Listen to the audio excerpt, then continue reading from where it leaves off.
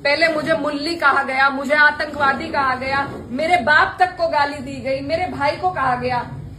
जो लोग, मेरी माए बहनें, आप सभी को नमस्कार। आज बहुत ही भारी मन के साथ मैं आपके बीच में आई और एक घटना ऐसी घटी गांव में जिससे सब बहुत दुखी हैं, सब बहुत परेशान हैं।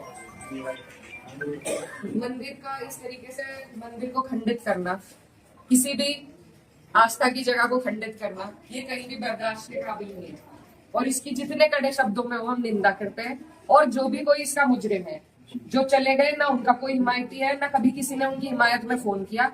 और भी कोई अगर आपको इसमें लगते हैं तो उनको भी कड़ी से कड़ी सजा मिलनी चाहिए।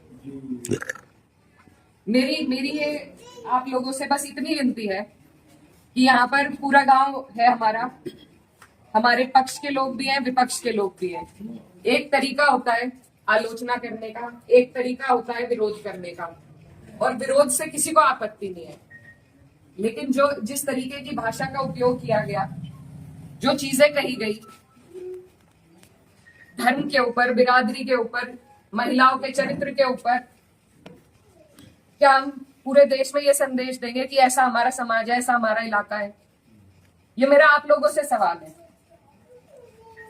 मैं जब चुनाव जीती थी तो मैं इतनी खुश थी, इसलिए नहीं कि मैं जीती, इसलिए कि मुझे सर्व समाज ने, सर्व धर्म ने, सर्व जाति के लोगों ने मुझे अपना वोट दिया था। मेरे लिए उससे बड़ी उपलब्धि जीत की नहीं थी। और हर जगह आप देखेंगे, अगर मैंने कई कई बार ये बात कही कि मेरे लिए सबसे बड़ी उपलब्धि यह है कि मुझे सबने वोट दिया, सबने अपना आशीर्वाद दिया, अपनी बेटी माना, अपनी बहन माना, और आप सभी मेरी हिम्मत हो। आज अगर इस तरीके की बातें हमारे क्षेत्र से उठेंगी तो मुझे बहुत तकलीफ हुई, शर्म आई मुझे कि मेरे अपने, जो मेरे मामा है, नाना है, भाई हैं, आज उनके बीच में ऐसी बात हो रही। और ये सिर्फ मुझे गाली नहीं है, मेरे इलाके की, मेरे समाज की, मेरे इस इलाके की जितनी भी बेटियां हैं, जो मुझे यहाँ आके कहती थी कि दीदी हम भी आपकी तरह आगे बढ़ेंगे, हम भी आगे निकलेंगे, उन सबके कदम इससे डगमगाएंगे। और मुझे ये बात बर्दाश्त नहीं। मेरे पे तरह तरह के सवाल उठाए जा रहे हैं। मैंने कभी धर्म की राजनीति नहीं करी, कभी जात बिरादरी की भी नहीं राजनीति करी। मेरे लिए सब मेरे अपने हैं। जहां जिसे मेरी जिस वक्त समस्या होगी, जिस वक्त मेरी जरूरत होगी, मैं वहां पहुंचूंगी। मेरा परिवार बहुत सालों से, लंबे अरसे से राजनीति में है, आप लोगों के आशीर्वाद से। और हमारे वहां पर बाबूजी हुकुम सिंह जी का परिवार और हमारा परिवार लगातार राजनीति में रहा। कभी वो जीते, कभी हम जीते। लेकिन मैं आज उन्हें नमन करते हुए आपको ये बताना चाहती हूँ, कभी ऐसा नहीं हुआ कि किसी ने किसी पर व्यक्तिगत टिप्पणी करी हो, किसी ने किसी को इस तरीके की ओछी बातें कही हो।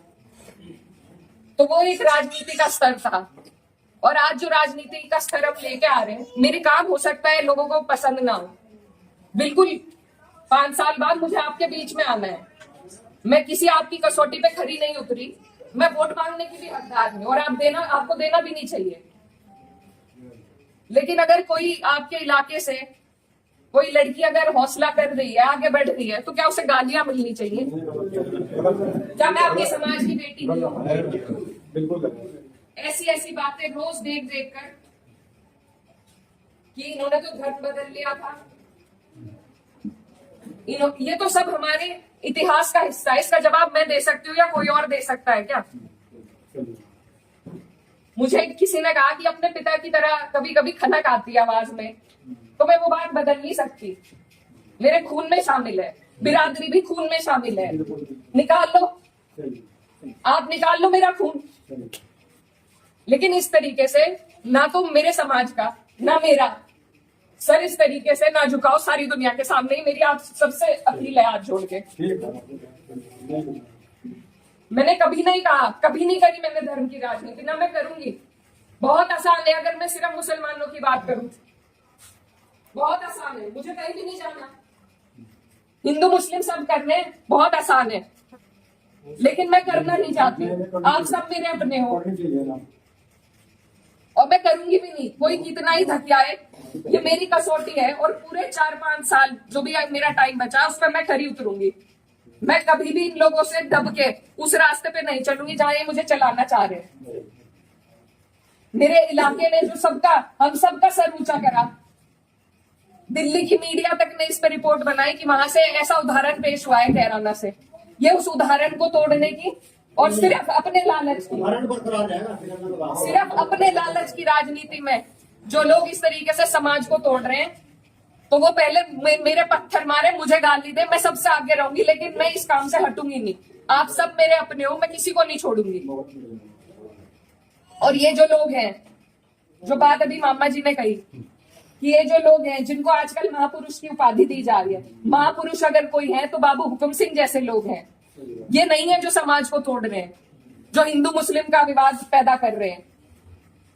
हमारा ये गांव, आसपास का जो इलाका है, सबसे पहले अपना पड़ोस होता है, बाकी चीजें बाद में होती है। और जब पड़ोस में इस तरह की नफरत भर दी जाएगी, बो दी जाएगी, तो बताइए हम कहाँ जाएंगे। आज मैं इस गांव में आई, मेरे पे ये भी इल्जाम लगाए गए कि 10 दिन से आई नहीं। पुलिस का हाल देखो यहाँ पर, रात से प्रशासन का मेरे पे फोन है, आप क्यों जा रही हो वहां? क्यों ना जाऊं मैं, मेरा इलाका नहीं है ये, कौन रोक देगा मुझे?